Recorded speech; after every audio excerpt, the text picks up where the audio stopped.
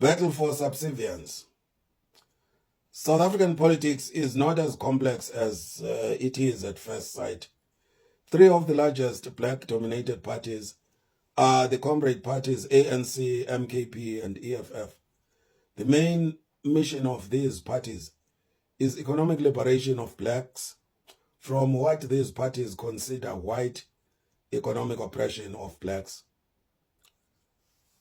None of these parties has ever explained clearly how whites oppress blacks economically.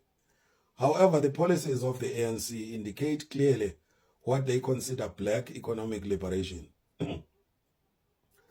Affirmative action, AA, laws seek to make blacks preferred candidates for employment in white businesses.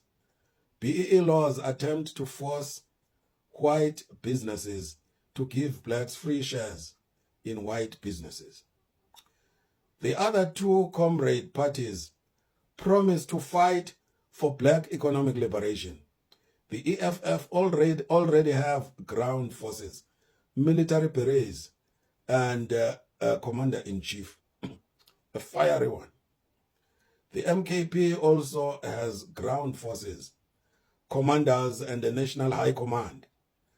However, the MKP is ahead of everyone else in terms of combat readiness. They have camouflage gear, complete with caps and military boots. 30 years after gaining political freedom in 1994, blacks never sat down and planned how to build the South African economy. Blacks are fixated on fighting whites to take the little that they have.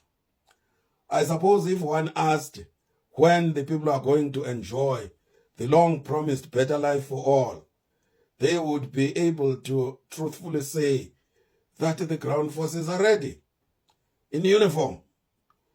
They are eagerly awaiting the order from the High Command to attack whites and extract a prosperous, democratic, non-racial, non-sexist South Africa and a better life for all.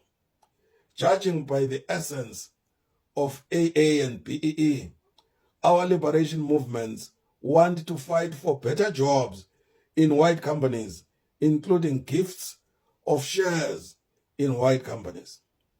The pinnacle of black economic ambition, as espoused by black liberation movements, is work in white companies.